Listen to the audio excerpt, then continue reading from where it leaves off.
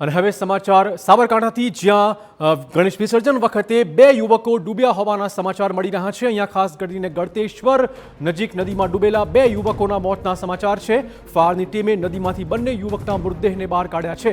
ગળતેશ્વર નજીક વિસર્જન સમયે બે યુવકો નદીમાં ડૂબી ગયા હતા। પ્રાંતિજના તાજપુર અને ગાંધીનગરના પીપરોજના રહેવાસી હતા આ બંને યુવકોના અવસાનના સમાચાર છે। બંનેના મૃતદેહોને હાલમાં બહાર કાઢી લેવાયા છે। ગણેશ વિસર્જન વખતે આ દુર્ઘટના ઘટી છે।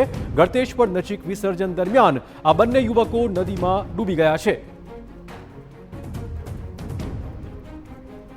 તો પ્રાંતિજના ગળતેશ્વર નજીકની આ ઘટના છે। વિઘ્નહર્તાના વિસર્જન સમયે જ આ દુર્ઘટના ઘટી છે। બે યુવકોના અવસાન થયા છે। બંનેના મૃતદેહોને બહાર કાઢ્યા હોવાના પણ સમાચાર છે।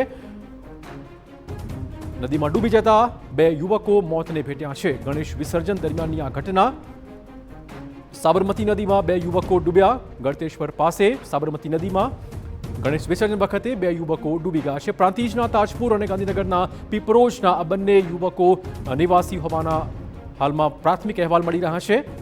ગણેશ વિસર્જન સમયે ડૂબી જતા બે યુવકોના મોતના સમાચાર છે। આજે બાપાની વિદાય થઈ રહી છે। તેવામાં ગણેશ વિસર્જન આજે આ બંને યુવકો કરવા પહોંચ્યા હતા, પરંતુ ગણેશ વિસર્જન વખતે જ આ બંને યુવકો ડૂબી ગયા। સાબરમતી નદીમાં ડૂબતા આ બંને યુવકો મોતને ભેટ્યા છે। વધુ વાત કરવા જોડાશે અમારા સંવાદદાતા અવનીશ। અવનીશ, શું છે વધુ અપડેટ? જી અવનીશ, વાત કરવામાં તો જે પ્રકારે ગણેશ વિસર્જનનો કાર્યક્રમ હતો અને જે આસપાસના વિસ્તારના જે લોકો છે તે સાબરમતી, સાદુલિયા અને આ વિસ્તારની અંદર વિસર્જન કરવા માટે પહોંચતા હોય છે। આ જ પ્રકારે ગાંધીનગરથી અને બાજુના એક અન્ય ગામથી આ બંને યુવકો જે છે તે આ વિસ્તારમાં પહોંચ્યા હતા અને તેઓ વિસર્જન કરવા દરમિયાન સાબરમતી નદીમાં ડૂબ્યા હતા।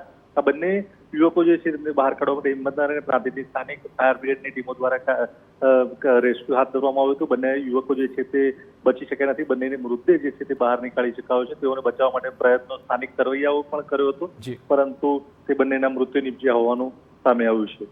જી ધન્યવાદ। તો મૃતદેહ બંને મળી આવ્યા છે। બંને યુવકો મોતને ભેટ્યા છે। ગણેશ વિસર્જન દરમિયાન ઘટી હતી આ દુર્ઘટના।